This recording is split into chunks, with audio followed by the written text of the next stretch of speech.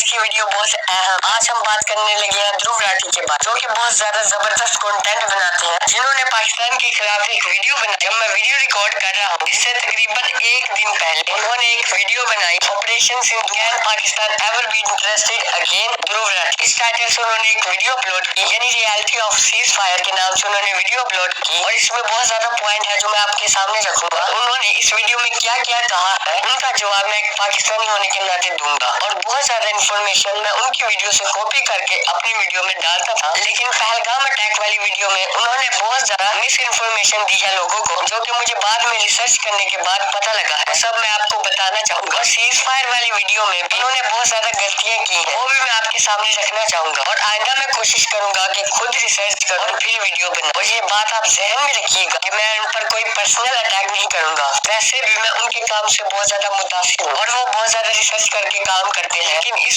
इस बार उनसे पता नहीं क्या गलती हुई है। उन्होंने रिसर्च इतने अच्छे तरीके से नहीं की। ध्रुव राठी के बारे में ये मशहूर था कि वो नरेंद्र मोदी के खिलाफ बहुत ज्यादा हार्ड स्टांस रखते थे और नरेंद्र मोदी की पॉपुलैरिटी में कमी की वजह भी ध्रुव राठी को करार दिया जाता है। और अब जो इनकी वीडियो आई है सीज फायर की, 22 मिनट की वीडियो है, ये बिल्कुल पूरी रेफरेंस वीडियो है और इसमें रिसर्च की कमी भी नजर आ रही थी और इसमें सिर्फ एक साइड का पर्सपेक्टिव दिखाया जा रहा था। ध्रुव राठी के बारे में ये बात कही जाती है कि ये एक जर्नलिस्ट नहीं है, बल्कि ये एक कंटेंट क्रिएटर है। ये टॉपिक पर रिसर्च करते हैं और उस पर वीडियोस बनाते हैं और अपना पर्सपेक्टिव रीच करते हैं, लेकिन ये एक जर्नलिस्ट नहीं है, क्योंकि इन्होंने कभी रिपोर्टिंग नहीं की है, ना कभी इंटरव्यू लिया है। इसीलिए ये एक जर्नलिस्ट नहीं है, बल्कि कंटेंट क्रिएटर है। इस कंटेंट क्रिएशन के दरमियान कुछ गलतियां भी हो जाती है। इनका रिसर्च एक्यूरेट वीडियो में से कुछ पॉइंट्स निकाले हैं, जिन पॉइंट्स को हम आज की वीडियो में डिस्कस करेंगे। एक एक करके इन सब पॉइंट्स का मैं जवाब देना शुरू करूंगा। हो सकता है कि उनके जहन में जो कंफ्यूजन थी वो क्लियर हो सके। और ये मेरा रिसर्च वर्क है जो मैं आपके सामने रखूंगा। ध्रुव राठी जो इंडिया के पॉपुलर यूट्यूबर है, आज की डेट में जब मैं वीडियो रिकॉर्ड कर रहा हूँ, इनके तकरीबन 25 करोड़ 86 लाख सब्सक्राइबर्स है। जाहिर है इंडिया की मार्केट भी बहुत ज्यादा बड़ी है। ध्रुव राठी की वीडियोस पर 1 करोड़ 2 करोड़ व्यूज आना बहुत आम बात है। मतलब उनकी वीडियोस के लिए ये एक आम बात है। उनकी वीडियोस बहुत ज्यादा देखी जाती है इंडिया में,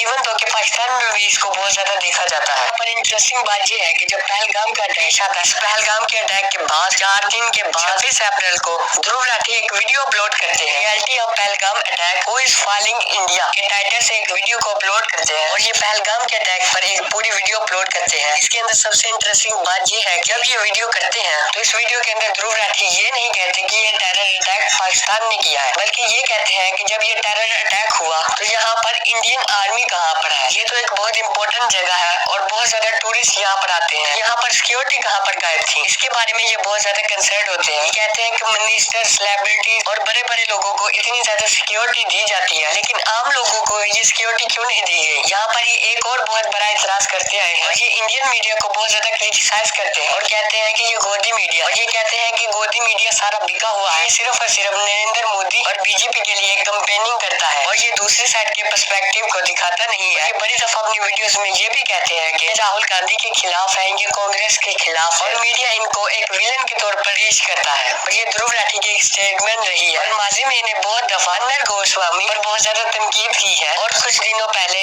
1 महीना पहले, इन्होंने एक वीडियो अपलोड की थी। इन्होंने अन्ना गोस्वामी और नरेंद्र मोदी की इकट्ठी तस्वीर लगाई, जिस पर लिखा हुआ था कि पापा इसे प्लीज बैन करो। और पहले भी ध्रुव राठी ने इन्हें बहुत टारगेट किया है और इंडियन मीडिया को भी बहुत बार टारगेट किया है। पहलगाम के अटैक के बाद पाकिस्तान और इंडिया के दरमियान जंग शुरू हो जाती है और ध्रुव राठी खामोश, और ध्रुव राठी की तरफ से कोई भी वीडियो अपलोड नहीं की जाती। फैक्ट एक वीडियो आती है द वार फार वेस्ट, और ये बहुत सरप्राइजिंग था। इंडिया और पाकिस्तान के दरमियान जंग शुरू है, इंडिया और पाकिस्तान एक दूसरे के सामने है, ड्रोन फेंके जा रहे हैं और मिसाइल गिर रहे हैं, हार्स गिर रहे हैं, और सारी सिचुएशन के अंदर ध्रुव राठी खामोश है। ध्रुव राठी की तरफ से कोई वीडियो अपलोड नहीं की जाती। इस टॉपिक के ऊपर पाकिस्तान और इंडिया के दरमियान जंग शुरू हो जाती है, फिर जंग खत्म भी हो जाती है। इतनी देर बाद वीडियो आती है सीज फायर पर, तो ये सारी की सारी पाकिस्तान के खिलाफ होती है। आपको इसमें कोई हैरानी की बात नहीं लग रही? इसका जवाब मैं आपको वीडियो के एंड में दूंगा। इसके लिए आपको पूरी वीडियो देखनी होगी। आप कोई बंदा ये ना समझे कि ये सब कुछ मैं वॉच टाइम के लिए कर रहा हूं। सीज फायर वाली वीडियो से जो मैंने पॉइंट नोट किए हैं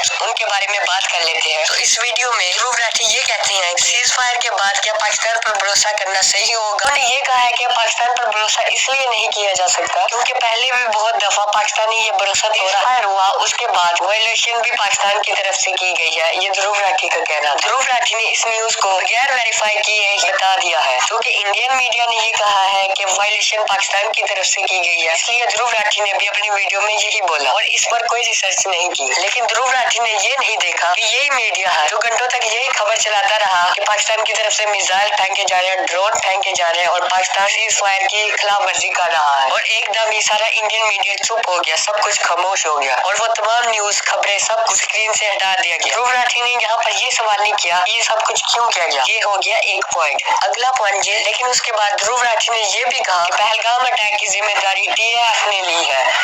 ये वाली बात मैंने अपनी वीडियो में भी की थी और ये बात मैंने ध्रुव राठी की वीडियो से कॉपी की थी। इस बात के लिए मैं आपसे सॉरी करता हूँ क्योंकि इसके अंदर मेरी भी गलती है। मैंने अपनी वीडियो के लिए रिसर्च इतने अच्छे तरीके से नहीं की। ध्रुव राठी ने अपनी वीडियो में ये भी कहा था कि TRF लश्कर तैयबा की एक ऑफशूट है, यानी उसका एक शैडो ग्रुप है, जो बात बिल्कुल सच है। लेकिन एक पाकिस्तानी सहाफी मंसूर अली खान अपनी वीडियो में इस बात से इनकार करते हैं कि TRF लश्कर तैयबा का शैडो ग्रुप नहीं है। आगे चल के ध्रुव राठी ने ये भी कहा यानी पाकिस्तान पर हमले के लिए क्रेडिबल इंटेलिजेंस इनपुट का इस्तेमाल किया। जुमला जरा दोबारा सुनिएगा। क्रेडिबल इंटेलिजेंस इनपुट क्या मतलब है? क्रेडिबल इंटेलिजेंस इनपुट का क्रेडिबल इंटेलिजेंस इनपुट का मतलब ये है कि आपकी एजेंसी ने कोई इनपुट दी तो इसका मतलब है वही सही है। कि आपको पता है कि पूरी दुनिया के अंदर फोर्स फ्लाई ऑपरेशन इसी तरह की जाते हैं। अगर आपने किसी पर भी हमला करना है तो सिर्फ आप ये कह दें कि हमारे पास क्रेडिबल इंटेलिजेंस इनपुट है। वेपन ऑफ मास डिस्ट्रक्शन तो इराक के अंदर हुआ था, जिसके बलबूते पर एक्चुअली अमेरिका ने हमला किया था, वो भी क्रेडिबल इंटेलिजेंस इनपुट थी। क्या आपको उसके बारे में पता है? इसके बलबूते पर पूरी की पूरी इराक वार लड़ी गई और इसमें कई हजार लोग मारे गए, करोड़ों अरबों का नुकसान हो गया,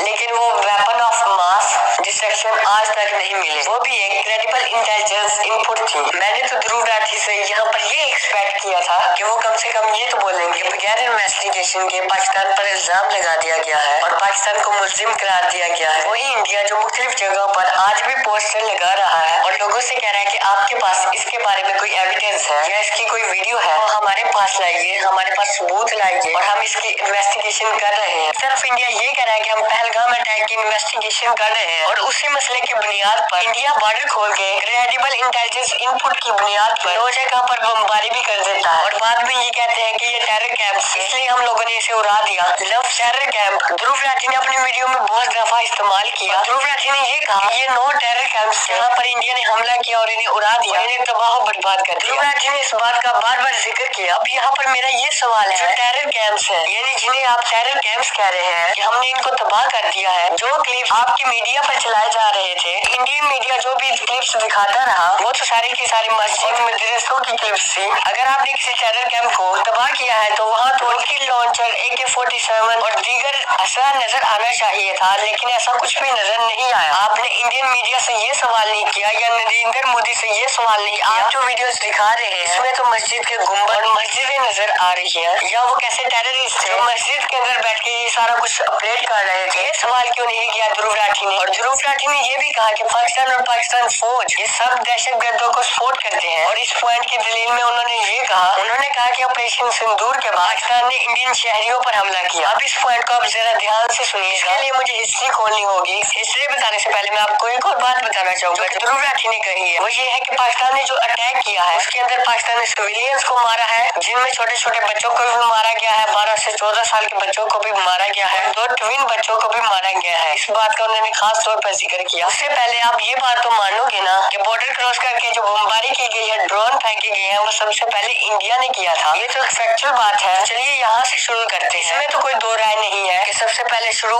इंडिया ने किया और इस अटैक का जवाब पाकिस्तान ने दिया। ये आपके सामने छोटा सा बच्चा है, 7 साल का ये बच्चा है, इसका नाम इर्तजा अब्बास तूरी है। इर्तजा अब्बास तूरी खास आपको दहशतगर्द लगता है, ये बच्चा आपको दहशतगर्द लग रहा है, ये बच्चा आपको दहशतगर्द लगता है। सिविलियंस पर अटैक करने की बात जहाँ तक आपने की, बच्चा आपको कहाँ से दहशतगर्द लग रहा है? आपने इस बच्चे का क्यों नहीं जिक्र किया अपनी वीडियो के अंदर? ये कन्वीनियंट ली और सिलेक्टिव रिसर्च को इसकी बुनियाद बनाकर इस सारी खबर को ही बीच में से निकाल दिया। इंडिया ने जो सबसे पहले अटैक किया, जो कि सच बात है कि इंडिया ने सबसे पहले अटैक किया, इसके अंदर एक बच्चा, ये तो सिर्फ एक बच्चा और बहुत ज्यादा बच्चों की शहादत भी हुई है। इस बच्चे की जो डेथ हुई है इसका खून आपके हाथ में, और इसके जवाब में पाकिस्तान ने ये अटैक किया, फिर वो सब कुछ हुआ होगा जो आप कह रहे हैं। लेकिन आपको ये भी बताना चाहिए एक्चुअली जो आगाज है वो इंडिया ने किया, और जो इंडिया ने ड्रोन भेजे हैं पाकिस्तान में, उसकी वजह से कई सिविलियंस की जान चली गई थी। यहाँ आपने सिलेक्टिव रिसर्च का इस्तेमाल क्यों किया? उसके बाद ध्रुव राठी ने ये भी कहा कि पाकिस्तान हुकूमत दहशतगर्दों को सपोर्ट करती है। बहुत अच्छी बात की आपने। मैं यहाँ पर आपको एक चीज दिखाना चाहूंगा,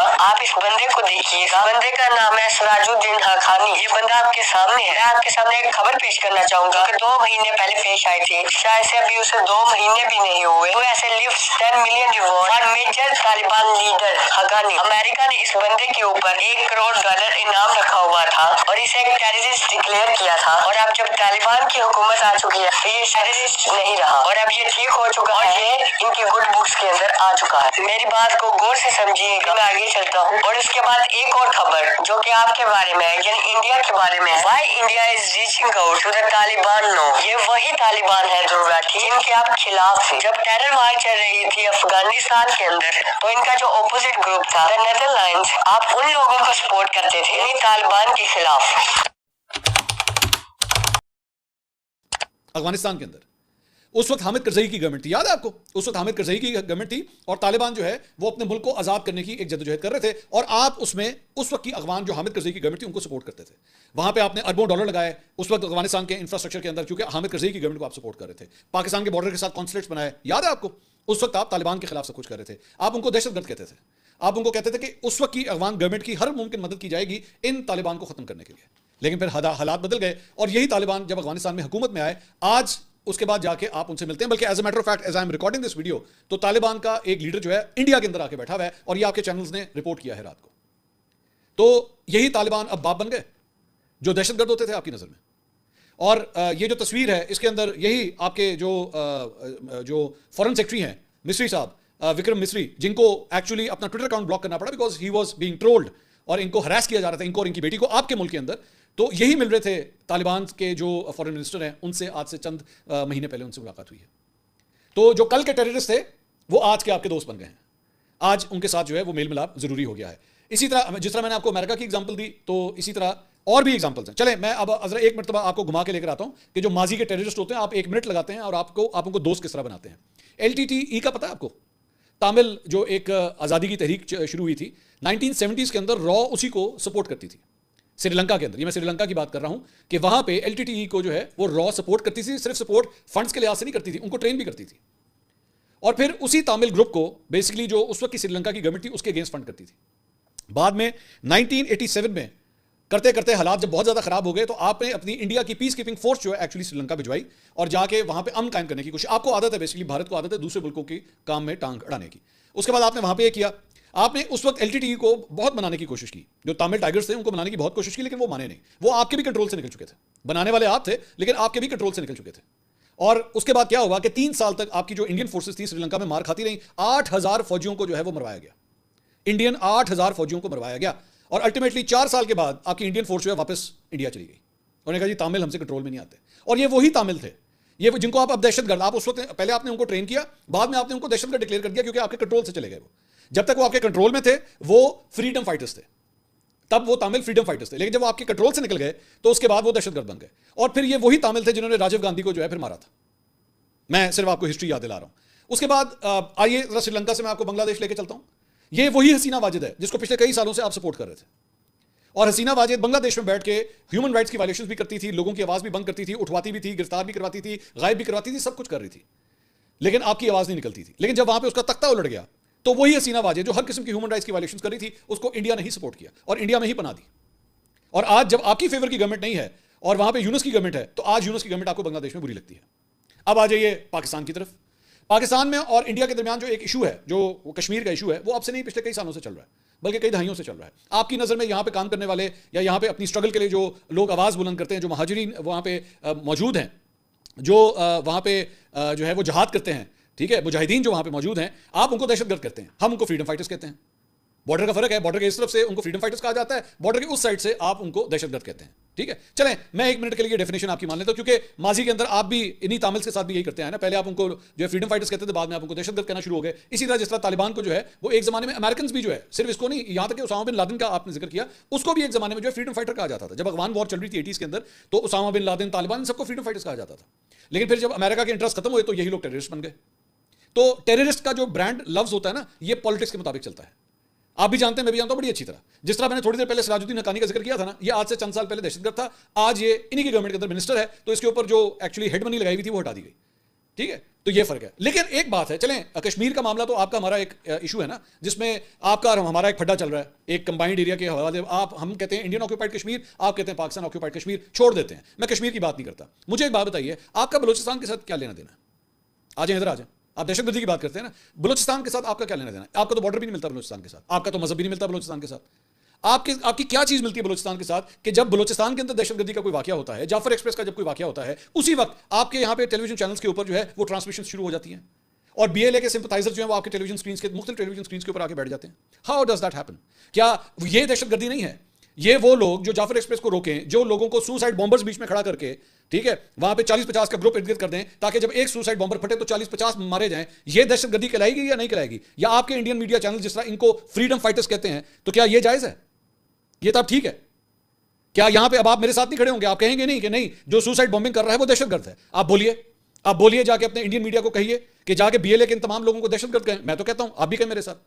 मैं तो ये भी कहता हूं कि पहलगाम में जिसने जो कुछ किया, दोबारा मैं बोलता हूं, पहलगाम में जिसने भी उन मासूम लोगों को मारा वो दहशतगर्द हैं। आप मेरे साथ बोलिए कि बीएलए जो कुछ करते हैं वो दहशतगर्द है। बोलिए मेरे साथ, बीएलए क्यों आपके रडार से निकल गया? वो टेररिस्ट नहीं है? वो ये ऐसा क्यों है कि उनके लोग, बीएलए के लोग जो हैं, वो इंडियन टेलीविजन चैनल्स के ऊपर बैठ रहे हैं? आपका क्या लेना देना बलूचिस्तान के साथ? Don't you find that amusing? हैरानगी की बात नहीं है? ये सिलेक्टिव रिसर्च यहां पे किधर चली गई, इसका जिक्र क्यों नहीं होता? ऐसा क्या चक्कर है? मुझे एक बात बताइए, आप उठा के देख लीजिए। मैंने आपको बांग्लादेश की एग्जांपल दी, श्रीलंका की एग्जांपल दी, बलूचिस्तान की एग्जांपल दी, चाइना की देख लीजिए। चाइना के हवाले से अब मैं आपको यहां पे भी बताता हूं। कल हुआ है, कल इन्होंने चाइना के जो न्यूज एजेंसीज हैं उनके अकाउंट्स भी ब्लॉक कर दिए। उन्होंने कहा जनाब ये नहीं दिखाए जाएंगे। आधे घंटे के अंदर अंदर दोबारा खोल दिया। और मैं नहीं कह रहा, इंडिया के अपने अंदर लोग कह रहे हैं कि बड़े अब्बू थे, ताकत बहुत बड़ी है, इसलिए इनसे पंगा नहीं लिया, कि नहीं इनके अगेंस्ट कुछ नहीं करना। टर्की के अगेंस्ट काम कर रहे हैं, टर्की के अगेंस्ट बोल रहे हैं कि ये टर्की बड़ा खराब है, टर्की ने ये कर दिया वो कर दिया, यहां पे लोगों को जाना बंद करा दो। मेरे भाई, आप लोगों के जो जेट्स गिराए थे वो तो चाइनीज ने गिराए थे, तो चाइना के अगेंस्ट बोले ना, उधर हिम्मत नहीं होती बोलने की। यहां पे रिसर्च किधर चली जाती है। अच्छा, फिर उसके बाद आपने एक और पॉइंट कहा, आपने कहा कि जी पाकिस्तान के अंदर जो है वो निज़ाम, इनके यहाँ तो जमहूरियत ही नहीं है, इनके यहाँ कोई कॉन्स्टिट्यूशन नहीं है, कोई वज़ीर आज़म 5 साल पूरे नहीं करता, लियाकत अली खान को कत्ल कर दिया गया, बेनज़ीर भुट्टो को कत्ल कर दिया गया, इमरान खान आज जेल के अंदर है। अजीब इनके जमहूरियत का निज़ाम है। बिल्कुल आपने ये बात सही की, हमें अपने जमहूरियत के निज़ाम को बेहतर करने की ज़रूरत है। बिल्कुल हमें, मेरा ख्याल में वाकई हमें अपने जमहूरी निज़ाम को, अपने इलेक्शंस के निज़ाम को, अपने वोटिंग के निज़ाम को बेहतर करने की ज़रूरत है। लेकिन एक चीज़ हमारे निज़ाम के अंदर बड़ी इंपॉर्टेंट है, जो कम से कम आज तक नरेंद्र मोदी जैसा कातिल जो है वो प्राइम मिनिस्टर की स्लॉट तक नहीं पहुंचा सकी, जिसके ऊपर मुसलमानों के खून जिसके हाथ पे रंगे में हो। और मैं नहीं कहता, ये मैं छोटी सी एक आपके सामने एक ओपिनियन पीस में शेयर कर रहा हूँ, 11 साल पुराना है, गार्डियन का। आप मुख्तलिफ आर्टिकल शेयर करते हैं, ये 11 साल पुराना है। आदित्य चक्रवर्ती इंडियन है, उन्होंने लिखा हुआ है, टाइटल पढ़िएगा, Narendra Modi a man with a massacre on his hands is not the reasonable choice for India. आपके ख्याल में ध्रुव ये हैरानगी की बात नहीं है कि एक शख्स जिसके हाथों पे एक मैसेकर हो मुसलमानों का, आपका जमहूरी निजाम उसको प्राइम मिनिस्टर के स्लॉट तक पहुंचा देता है। And you are one of those voices जो एक्चुअली इसके ऊपर आवाज बुलंद करती रही हैं। Don't you find this amusing कि आपका कैसा डेमोक्रेटिक निजाम है जो एक कातिल को वहां तक पहुंचा देता है? हमारे प्राइम मिनिस्टर्स के ऊपर करप्शन के इल्जाम होंगे, वो हो सकता है एस्टैब्लिशमेंट से नाराजगी की वजह से उनको हटा दिया गया हो, ये सारी चीजें होंगी, बट हमारे किसी वजीर आजम के हाथ के ऊपर इस तरह खून के रंगे होने का इल्जाम नहीं आप लगा सकते। हमारे किसी प्राइम मिनिस्टर के ऊपर आप ये इल्जाम नहीं लगा सकते कि जब वो इलेक्शन लड़ता है तो वो साथ साथ अपनी तकरीरों में ये भी कहता है कि मैं इंडिया को मिटा दूंगा। वो ये नहीं कहता कि मैं इंडिया के घर में घुस के जाके उसे मारूंगा। वो अपने इलेक्शन कैंपेन में इंडिया को डिस्कस तक नहीं करता, लेकिन आपके हर इलेक्शन कैंपेन में Pakistan is one of the central key points in the campaigning. Why is that? नफरत की आपने बात की, आपने कहा जी इनके अंदर नफरत बहुत है मुसलमानों के अंदर, पाकिस्तानियों के हवाले से आपने फरमाया।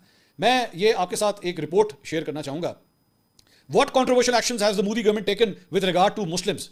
ये एक बड़ी इंटरेस्टिंग रिपोर्ट है, जो मैं आपके साथ शेयर कर रहा हूं। और ये रिपोर्ट जो है ये basically council on foreign relations, जो कि एक अमेरिकन थिंक टैंक है, उसने ये रिपोर्ट आपके मुल्क के बारे में बनाई है और मोदी के दौर में मुसलमानों के साथ एक्चुअली होता क्या रहा है। छोटी सी रिपोर्ट है। आपने एक और जो गलती की है वो मैं अभी आता हूं कि आपने जो रेफरेंसेस कहां कहां से दिए, मैंने अभी तक आपको किसी एक पाकिस्तानी मीडिया आउटलेट का रेफरेंस नहीं दिया, सिवाय एक के उस बच्चे की शहादत के हवाले से, क्योंकि वो पाकिस्तानी बच्चा था। सिवाय उसके मैंने और किसी चीज में पाकिस्तानी मीडिया को कोट नहीं किया। ये रिपोर्ट क्या कहती है? December 2019 the parliament passed and Moody signed Citizenship Amendment Act which allows for the fast tracking of citizenship for Hindu, Sikh, Buddhist, Jain, Parsi and Christian migrants from Afghanistan, Bangladesh and Pakistan. Critics say the law is discriminatory because it excludes Muslims and applies a religious criteria for the first time to the question of citizenship. मुसलमानों के खिलाफ नरेंद्र मोदी जो है वो कानून बना रहा है। ये हाल है आपके वहां पे मुसलमानों का। उसके बाद आगे चल के ये बात करते हैं कि बीजेपी ने अपने 2019 के इलेक्शन मैनिफेस्टो के अंदर प्रॉमिस किया कि national register of citizen NRC, जिसे 1950 में जो है वो कंप्लीट किया गया, वो शुरू किया गया था, उसे जो है वो कंप्लीट किया जाएगा। उसके बाद बाबरी मस्जिद, मुसलमानों के साथ वहां पे क्या हुआ। उसके बाद आगे चल के अभी रिसेंटली वक्फ बोर्ड के हवाले से आप लोगों ने कौन सा एक नया कानून पास किया मुसलमानों की मस्जिदों के हवाले से, कि जब जिसका दिल करेगा उसको वहां से रिमूव किया जा सकेगा। उसके बाद कश्मीर के हवाले से क्या कुछ किया गया, ये तो एक बड़ी तवील, मतलब उसका स्टेटस चेंज किया, आर्टिकल 370 एंड ऑल दैट, वो तो बड़ी लंबी एक डिटेल है। उसके बाद यहां पे आप ही के मुल्क के अंदर, इंडिया के अंदर जो है वो मुसलमानों को सड़कों पे चौराहों पे खड़ा करके, अगर उसके लिफाफे के अंदर जो है मुर्गी का गोश्त भी होगा तो उसको रोक के इस बात के ऊपर मारा जाएगा कि तू गौ माता का गोश्त लेके जा रहा है। अगर किसी मुसलमान की दाढ़ी लंबी है तो उसके रोक के उसको कहा जाता है दाढ़ी उतार। ये वाकयात नहीं हुए क्या आपके इंडिया के अंदर? उसके बाद वहां पे लोगों को, मुसलमानों के पास जा जाके पूछा जाता है, पहले पूछा नाम क्या है तुम्हारा, वो कहते हैं मेरा नाम मोहम्मद अली है, वो कहते हैं बोलो जय श्री राम, बोल जय श्री राम, जानते हुए कि ये नहीं हो सकता, ये गलत है। ये बिल्कुल उसी तरह है कि किसी हिंदू से जबरदस्ती कहा जाए कि तू कलमा पढ़, ये जोर जबरदस्ती कर इसके साथ। आज 75 साल के बाद this is what India has created today. आपको हमारे जमहूरी निजाम के ऊपर इतराज है, मैं एक्सेप्ट कर रहा हूं कि बिल्कुल फॉल्ट्स हैं, लेकिन ऐसे फॉल्ट्स नहीं है जो आपके जमहूरी निजाम के अंदर है। आप अपने जमहूरी निजाम के फॉल्ट को ठीक कीजिए। You have a prime minister who is in the habit of creating false flag operations सिर्फ पॉलिटिकल माइलेज हासिल करने के लिए। इंडिया के अंदर जबान ज़दे आम बात है कि जैसे ही इलेक्शन आने वाला होता है बॉर्डर गर्म हो जाता है। हैरानगी की बात नहीं है कि बॉर्डर के ऊपर जो है वो फायरिंग वगैरह स्टार्ट हो जाती है, कुछ ना कुछ हो जाता है। तो दूसरी बात ये, आपने, मुझे बड़ी इंटरेस्टिंग बात लगी कि आपने अपने इस पूरी वीडियो के अंदर जो है इंडियन एक्सप्रेस का बार बार तस्करा किया, या इंडियन कोटेशंस जो है वो आपने शो किया। एक जगह आपने कहा कि जी वो भी आपने खबर का आपने दिया कि जी वहां पे नारकोटिक्स जो है वो लाई जाती है और वो लश्कर तैयबा को सपोर्ट करने के लिए। सीरियसली आई मीन ये बात तो फिर आपके बारे में भी लिखी जा सकती है कि जी आप भी किसी फॉरेन, ये तो अखबार के अंदर 4 लाइनें लिखनी है ना, दैट वुड प्रूव एवरीथिंग। और दूसरी बात ये Dhruv, and now this comes on a personal note, कि if your India is so shining और इंडिया के अंदर इतना ही अच्छा निजाम है, Dhruv Rathee give me an honest answer, आप खुद इंडिया के अंदर क्यों नहीं है? आप खुद जर्मनी से क्यों ऑपरेट कर रहे हैं? आप मुझे बताइए, can you go to India right now? आपका इतना शाइनिंग इंडिया है, वहां पे इतनी आज़ादी है, आपने हमारे ह्यूमैनिटेरियन रिकॉर्ड को खोला, आपने फ्रीडम ऑफ स्पीच की पाकिस्तान की बात की, बिल्कुल हमारे रिकॉर्ड बहुत खराब है, I will not argue that, but what about your country? वो ध्रुव राठी जो एक्चुअली ये वीडियो बना रहा है वो खुद इंडिया में नहीं मौजूद, और ना वो इंडिया जा सकता है, उसको पता है इस बात का, क्योंकि वहां पे जो भक्त हैं, भक्त आप समझते हैं ना, वहां पे जो भक्त हैं वो क्या हाल करेंगे आपका आप अच्छी तरह जानते हैं। अब आ जाए वो जो मैंने शुरू में बात की थी कि आपने फरमाया कि ये सारा कुछ कि जब से हुआ पहलगाम के ऊपर एक वीडियो आती है और उसके बाद पूरे इंडिया पाकिस्तान के ऊपर कोई एक वीडियो नहीं आती, and then suddenly there come this video which is totally anti Pakistan, unlike Dhruv Rathee, है ना। हैरानगी की बात है ना, क्या बदलता है सारी चीज के अंदर? What has changed in India? एक नई डेवलपमेंट होती है, और वो डेवलपमेंट क्या है कि मोदी सरकार यूट्यूब चैनल्स ब्लॉक करना शुरू कर देती है। पाकिस्तान की एग्जांपल, हमारा अपना चैनल आपके सामने है, आई डोंट नो, मेरे ख्याल ध्रुव जो है वो जर्मनी में है तो हमारा चैनल तो देख ही पाएंगे, तो ये चैनल्स बंद होना शुरू हो जाते हैं। अभी मैंने वीडियो के आगाज में कहा था कि मिलियंस एंड मिलियंस की व्यूअरशिप है वहां पे, तो अगर नरेंद्र मोदी ने ध्रुव राठी का चैनल भी ब्लॉक कर दिया तो फिर क्या होगा? कितने लोगों को सिखाएंगे कि वीपीएन इस्तेमाल करो, वीपीएन इस्तेमाल करो? तो कहीं ऐसा तो नहीं है कि ध्रुव राठी ने यही समझा कि बेहतर है कि टोटली एक प्रो मोदी नैरेटिव जो है उसे पिक कर लिया जाए, और जरूरत नहीं है रिसर्च करने की, जरूरत नहीं है चीजों को चेक करने की, बस वीडियो बनाओ, जो भी पर्पस को सर्व करती है बस बना दो, पाकिस्तान को लानता नहीं करनी है ना तो कर दो, डजंट मैटर, कोई फर्क नहीं पड़ता। कि कहीं ऐसा ना हो कि नरेंद्र मोदी जो है वो हमारा चैनल भी ब्लॉक कर दे, क्योंकि अगर ये हो गया, I just can't even imagine कि आपका कितना बड़ा फाइनेंशियल लॉस होगा। So I am actually disappointed, frankly speaking I am disappointed, because मैंने वीडियो के शुरू में कहा था कि आई हैव ऑलवेज कंसिडर्ड कि इसका रिसर्च वर्क अच्छा होता था, लेकिन the sort of video that you have made, it was shocking कि उसमें इतनी गलतियां थी। इतनी गलतियां थी मेरे पास ना आधा घंटा हो चुका है इस वीडियो को, मैं यकीन कीजिए मैं आधा घंटा मजीद भी बात कर सकता हूं उसके ऊपर। अगली वीडियो में आपसे दोबारा मुलाकात होगी। अल्लाह हाफिज़।